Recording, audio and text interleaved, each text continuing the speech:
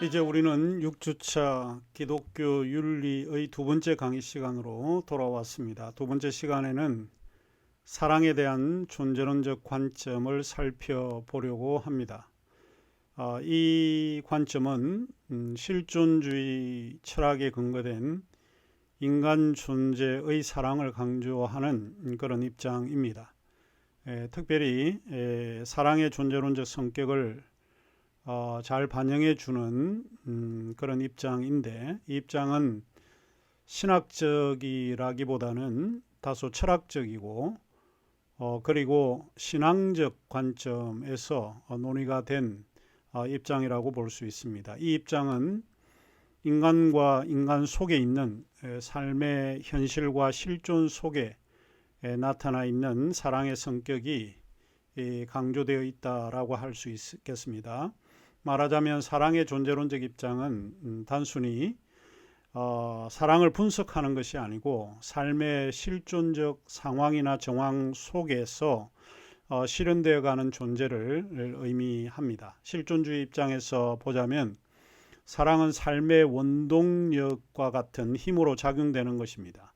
사랑은 구체적 삶의 실천을 통해서 우리에게 나타나고 있습니다. 이 입장을 대변하는 두 철학자를 들라면 셰렌 키에르케골과 폴 틸리라고 하는 두 사람을 들 수 있는데, 이들이 주장하는 사랑은 우리가 흔히 존재론적 관점이라고 부르고 있습니다. 이 강의에서는 실존주의 철학자 키에르케골과 그의 생각을 간략하게 말씀을 드리고, 신학자 폴 틸리와 그의 중심적인 생각은 시간적인 이유 때문에 다음에 언급해야 할 것 같습니다.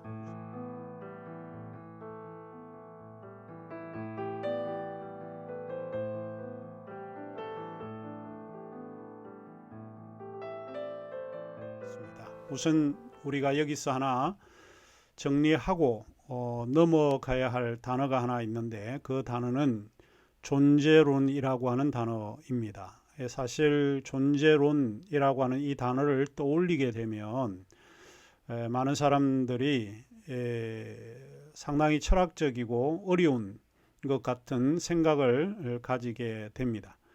우선적으로 이제 그런 의미에서 우리는 이 존재론이라고 하는 개념을 간략하게 여러분에게 설명을 해드리고, 사랑의 존재론적 관점이 무엇인가라고 하는 그 내용에 대해서 알려드리는 것이 도리라고 생각을 합니다. 존재론이라고 하는 이 개념은 매우 포괄적인 의미로 사용하고 있습니다. 사전적인 그런 의미에서 존재론은 존재에 대한 연구입니다. 그렇다면 존재란 무엇입니까? 존재란 있음을 말합니다. 무엇이 있다라고 할 때 그 의미 그대로 존재론의 의미입니다. 다양한 논의에서 존재는 다양하게 말할 수 있는데, 인간의 존재, 책상의 존재, 신의 존재 등 무엇이 있고 없지 않다라고 할 때 이 존재의 의미로 우리가 사용할 수 있습니다. 인간이 있다, 그는 존재입니다.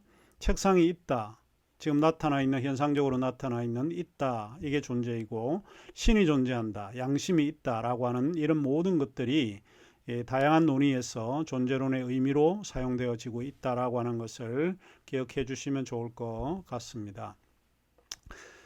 서구 철학의 역사는 제가 생각을 해볼 때 존재와 비존재의 구분이 아닌가, 이런 생각을 해보게 됩니다.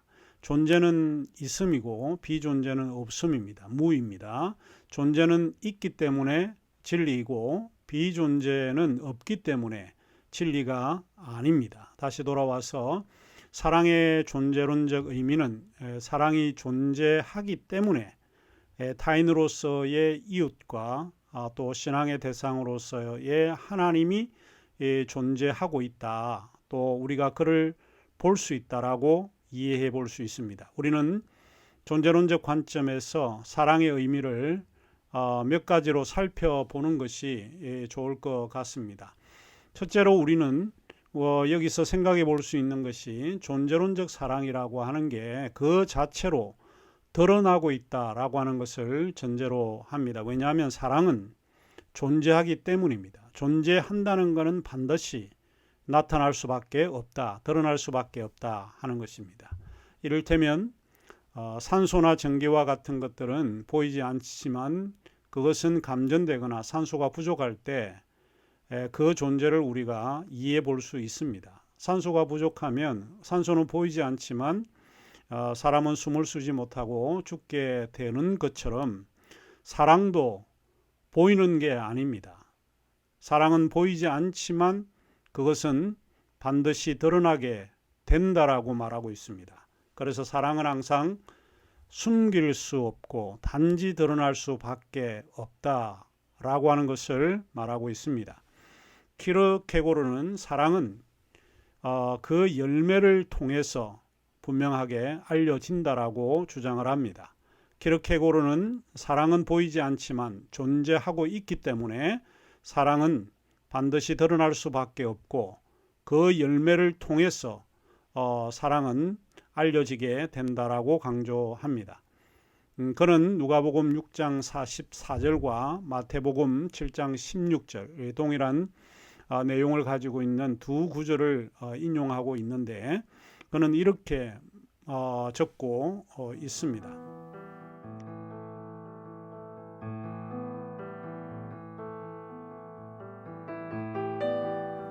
나무는 각각 그 열매를 보아 알게 된다. 가시나무에서 무화과를 딸 수 없고 가시덤불에서 포도를 딸 수 없다. 이처럼 열매를 보고 나무를 아는 것처럼 우리는 열매를 보고 사랑의 존재를 파악할 수 있습니다. 이와 같이 키르케고르의 사상에서 사랑은 중심적인 주제와 같습니다. 그의 이 주제는 그의 중심적인 책인 사랑의 역사에 잘 표현하고 있습니다.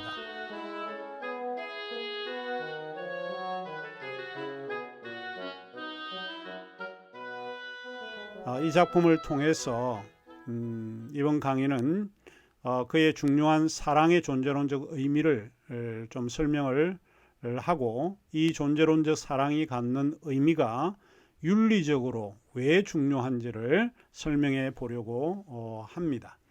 두 번째 우리가 생각을 해볼 것은 그에게 있어서 존재론적 사랑은 궁극적인 의미를 지닌 신적 사랑, 즉 아가페 사랑을 암시하고 있습니다.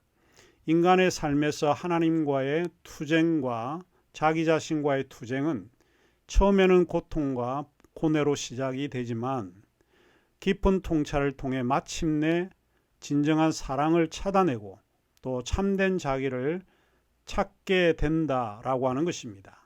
이 부분을 이해하기 위해서는 키르케고르의 생애를 살펴보면 도움이 많이 될 듯합니다. 키르케고르는 덴마크 코펜하겐의 실존주의 철학자로서 당대 유명했던 사변 철학이라든지 관념 철학에 상당히 비판적이었던 것으로 알려져 있습니다. 게다가 당대의 그리스도 교회에 대해서도 상당히 비판적이었던 걸로 알려져 있습니다. 그가 젊은 시절에 약혼녀였던 울센을 만나고 사랑한 줄 알았지만 나중에 알고 보니까 울센을 사랑한 것이 아니고 의무적으로 그녀와 만나고 사랑했다라고 하는 것을 깨닫게 됩니다. 그래서 그는 약혼녀 울센과 파혼하게까지 하게 되고 그의 불행한 연애 사건으로 인해서 많은 교훈을 인생에서 얻게 됩니다. 여기서 키르케고르의 삶을 제가 이야기할 필요는 없을 것 같습니다. 아무튼 그래서인지는 모르지만 그에게 사랑이라고 하는 주제는 변하지 않는 하나의 주제가 되었습니다.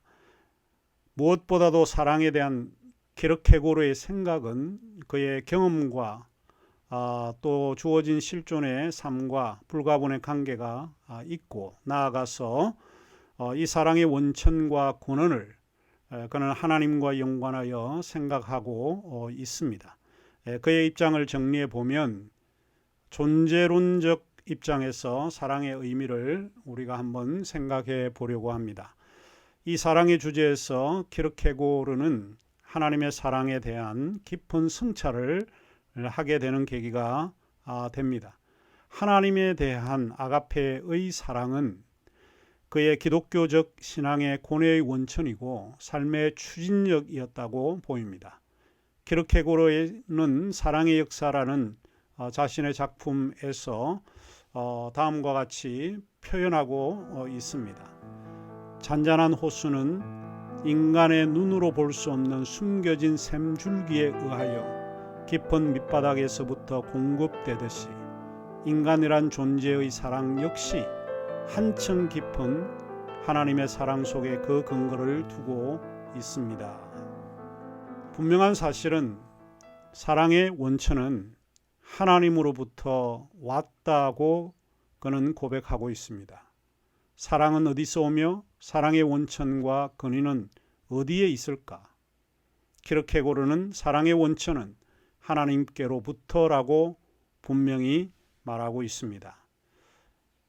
이제 세 번째의 존재론적 사랑의 특징을 살펴보면 존재론적 사랑은 이웃사랑으로 이해되고 있습니다.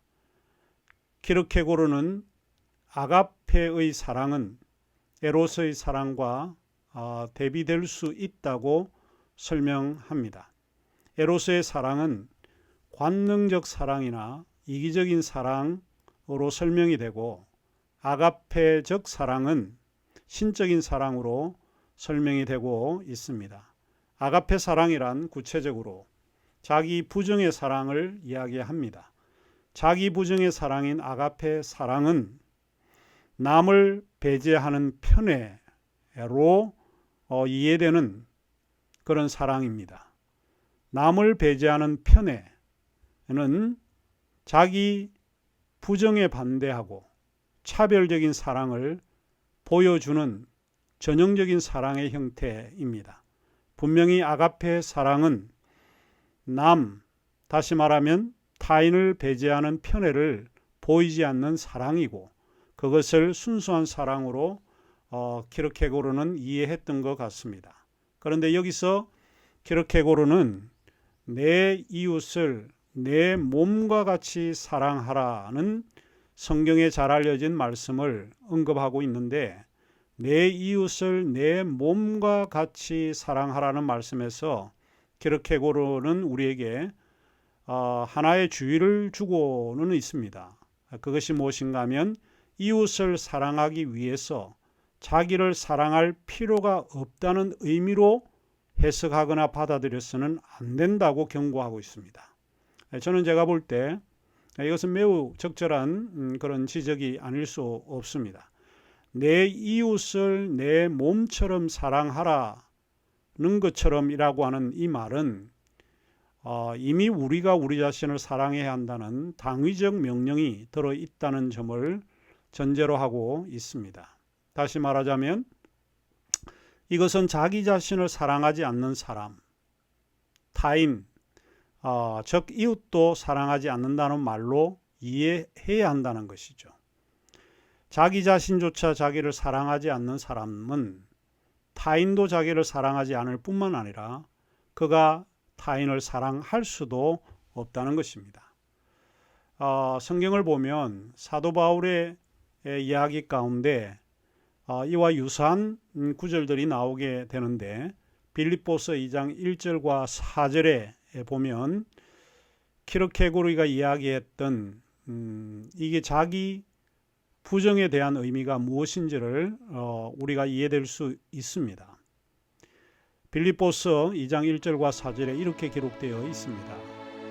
그러므로 그리스도 안에 무슨 권면이나 사랑에 무슨 위로나 무슨 교제나 긍휼이나 자비가 있거든 마음을 같이하여 같은 사랑을 가지고 뜻을 합하여 한 마음을 품어 아무 일에든지 다툼이나 허영으로 하지 말고 오직 겸손한 마음으로 각각 자기보다 남을 낮게 여기고 각각 자기 일을 돌아볼 뿐더러 또한 각각 다른 사람들의 일을 돌아보아 나의 기쁨을 충만하게 하라. 특별히 빌립보서 2장 4절에 보면 나의 일도 돌아보고 남의 일을 돌아보라고 했습니다. 내 일은 돌아보지 말고 남의 일만 돌아보라고 하는 그런 의미로 받아들여서는 안 됩니다. 자기 부정이라고 하는 이 말은 남의 일만 돌아보는 것이 아니라는 것이 존재론적 사랑이 갖는 의미입니다. 그리고 키르케고르는 자기 자신을 사랑하는 것처럼을 사랑하는 애인이나 사랑하는 사람에다 비유로 설명하곤 합니다. 사랑하는 애인을 내가 내 자신을 사랑하는 것처럼 사랑하는 사람일 경우에 그 사랑은 진정한 사랑이 되고 관능적이거나 이기적인 사랑이 되지 않는다는 것을 보여준다고 했습니다. 말하자면 애인이 곧 나이고 이웃이 곧 나 자신이 된다는 것이기 때문에 이웃과 나 또는 애인과 나는 이분법적으로 나누어지지 않게 된다는 것입니다. 따라서 그는 이렇게 표현을 하고 있습니다. 우리의 이웃은 첫 번째로 당신입니다. 내가 이웃이고 그 이웃이 곧 내가 된다는 등식이 성립이 된다는 것입니다. 사랑의 대상은 결국은 무엇일까요? 하나님과 이웃입니다. 앞서 키르케고르의 사랑은 존재론적으로 보아야 한다고 말씀을 드렸는데 하나님이 존재하시고 이웃도 존재하고 있기 때문입니다. 하나님은 실제이고 이웃도 실제입니다. 그런데 이 이웃과 하나님의 사랑은 나뉠 수가 없습니다. 불가분의 관계에 있기 때문에 분리하여 생각해서는 안 됩니다. 우선 이웃에 대한 사랑을 먼저 생각을 해보게 되는데 키르케고르는 이렇게 이야기하고 있습니다. 좀 긴 문장으로 그는 다음과 같이 말하고 있습니다. 그리스도의 사랑이란 곧 우리의 이웃이 존재한다는 사실과 그리고 같은 말이고 같은 사실이지만 모든 사람이 다 우리의 이웃이라고 하는 사실을 발견하고 아는 그것입니다. 만일 사랑하는 일이 의무가 아니라면 그때는 이웃이라는 개념도 존재하지 않을 것입니다. 우리가 이웃을 사랑할 때만 오로지 그때만 편의 이기적인 것이 근절되고 영혼의 평등이 보존될 것입니다. 여기서 하나는 하나님에 대한 사랑과 이웃에 대한 사랑을 그는 동등하게 보고 있다라고 하는 것입니다. 내 이웃을 내 몸과 같이 사랑하라 라는 명령은 우리가 지금 눈으로 보고 있는 사람들을 사랑해야 하는 의무라고 키르케고르는 이해하고 있습니다. 그는 요한일서 4장 7절과 4장 20절, 21절을 인용하고 있습니다. 사랑하는 자들아, 우리가 서로 사랑하자. 사랑은 하나님께 속한 것이니 사랑하는 자마다 하나님으로부터 나서 하나님을 알고 누구든지 하나님을 사랑하노라 하고 그 형제를 미워하면 이는 거짓말하는 자니 보는 바 그 형제를 사랑하지 아니하는 자는 보지 못하는 바 하나님을 사랑할 수 없느니라. 우리가 이 계명을 주께 받았으니 하나님을 사랑하는 자는 또한 그 형제를 사랑할지니라. 여기서 형제를 키르케고르는 이웃으로 해석하고 있다라고 보는 겁니다. 우리가 지금 보이는 이웃을 사랑해야 한다는 말을 부연해서 설명하자면 이것입니다. 우리가 보이는 이웃, 화려한 외모를 가진 이웃일 수 있고 허름하고 남루한 인생의 이웃일 수도 있으며 매우 부유한 사람일 수도 또는 가난한 이웃일 수도 있습니다. 우리는 사람을 평가할 때 그가 얼마를 가졌는가, 어떤 집안 사람인가, 인생에서 얼마를 성취했는가 이런 것을 봅니다.